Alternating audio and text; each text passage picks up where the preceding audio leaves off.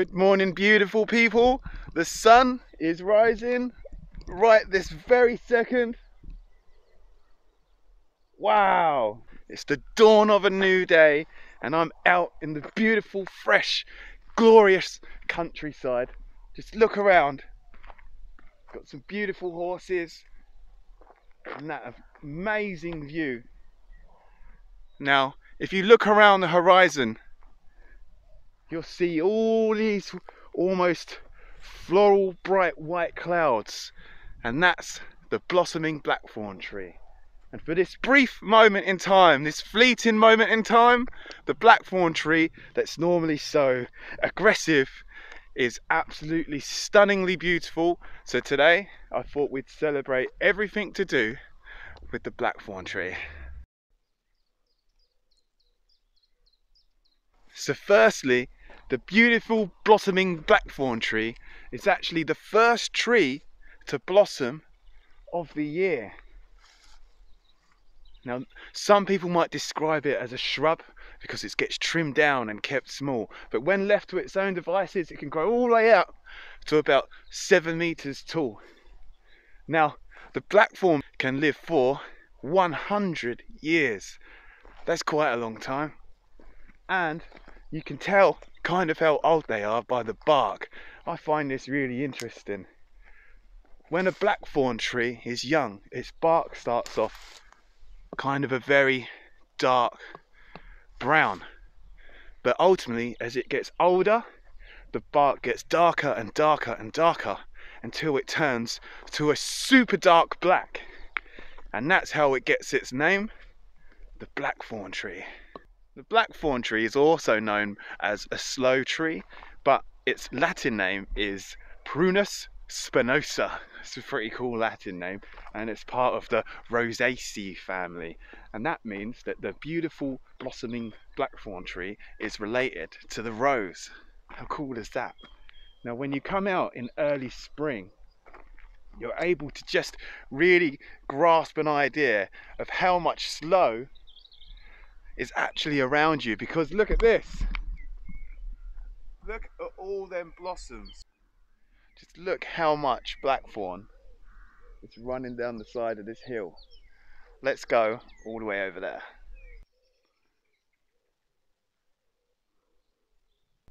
Now you'll find blackthorn growing pretty much anywhere.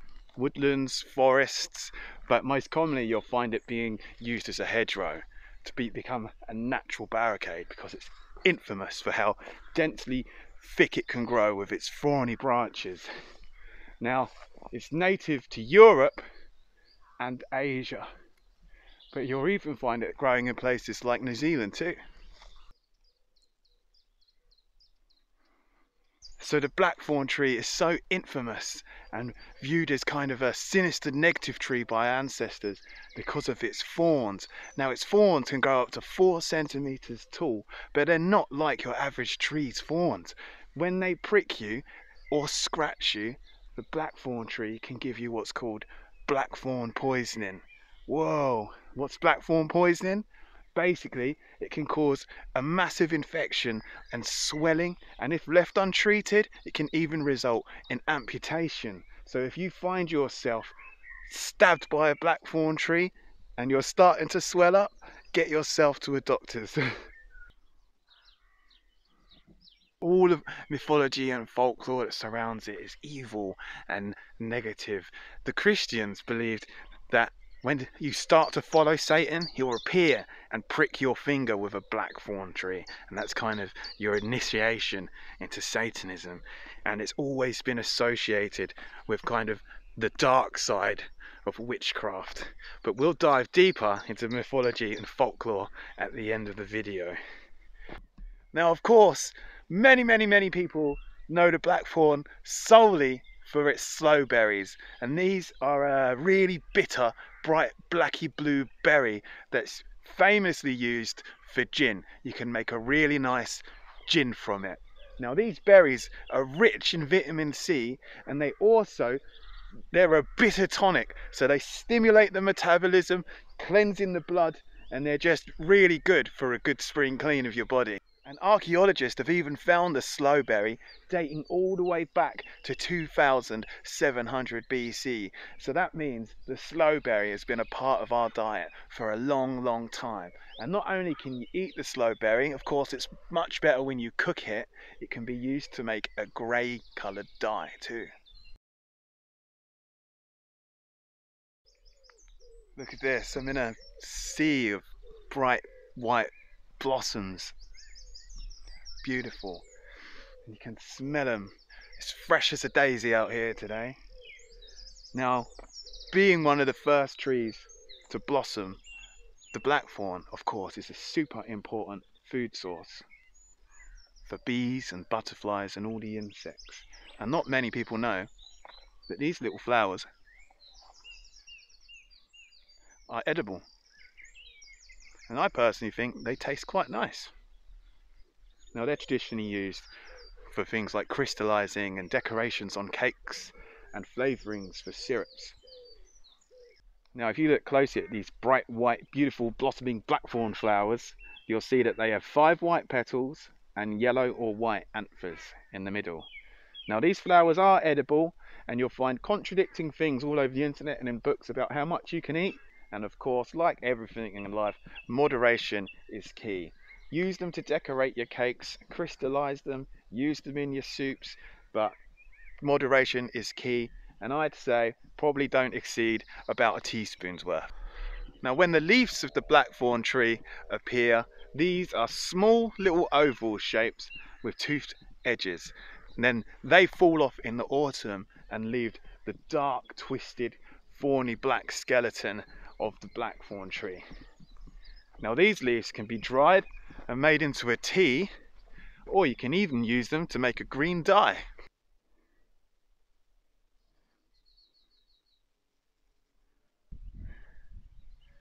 Now, do you remember at the beginning when I pointed at the hill that's covered in blackthorn?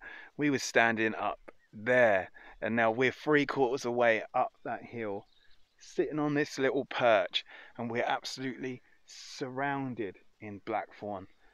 Blackthorn all across this little horizon, all up and around, and we're sitting in the center of all this blossoming blackthorn. And you can really hear just how valuable it is to wildlife, because of course, most importantly of all, blackthorn is valuable to wildlife. It's one of the first sources of nectar for the butterflies and the bees and the insects. And not only that, it provides great shelter for birds and for hedgehogs. Hedgehogs love to live underneath the blackthorn shrubs.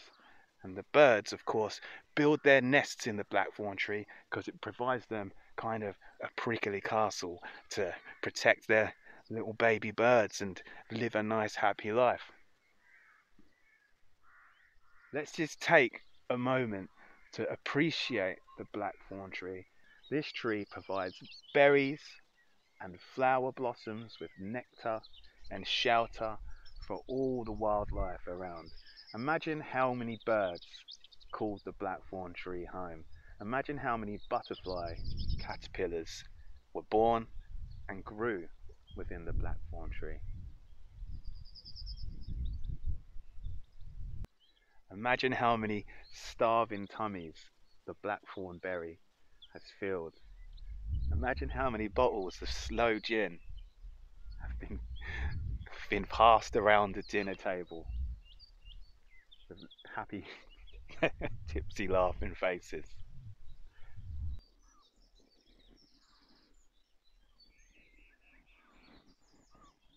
And now for my favourite part of the video, the history, mythology and folklore of the blackthorn tree. Now the blackthorn tree, all of its mythology and folklore is pretty much sinister and negative.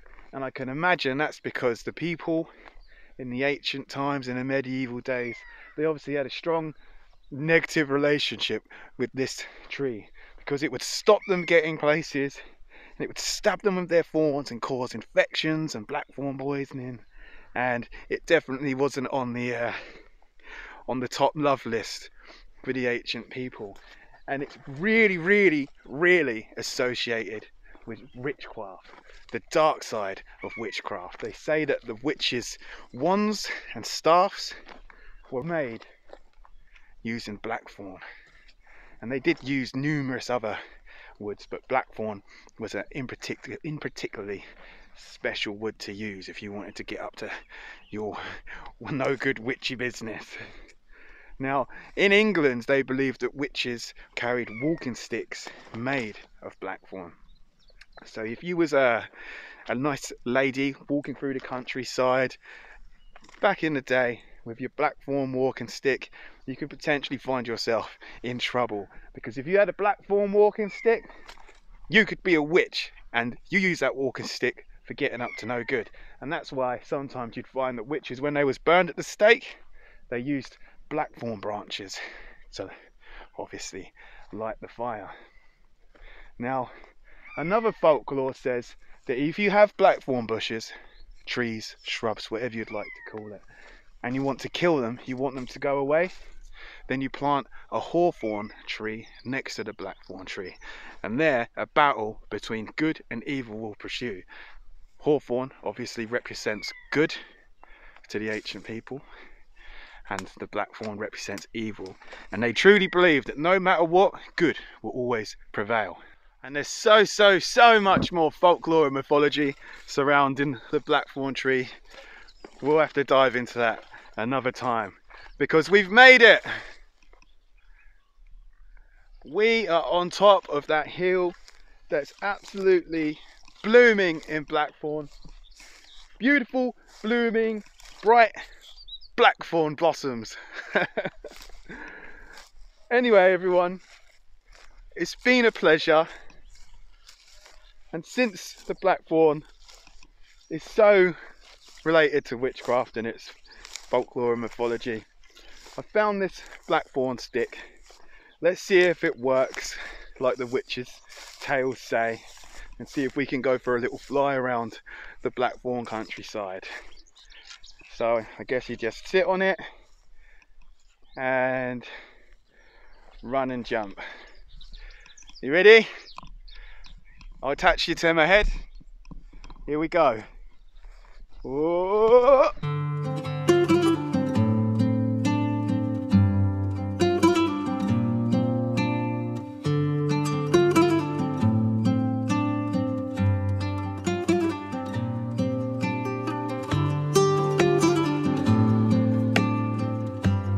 Thanks for watching, guys. Don't forget to like, comment, subscribe and ring that bell so you get notifications whenever we upload a video. Follow us on Facebook and Instagram. And if you're interested in supporting our channel further so we can keep this content being created for free, then check out our Patreon. All the links for everything we just said is in the descriptions below. Peace.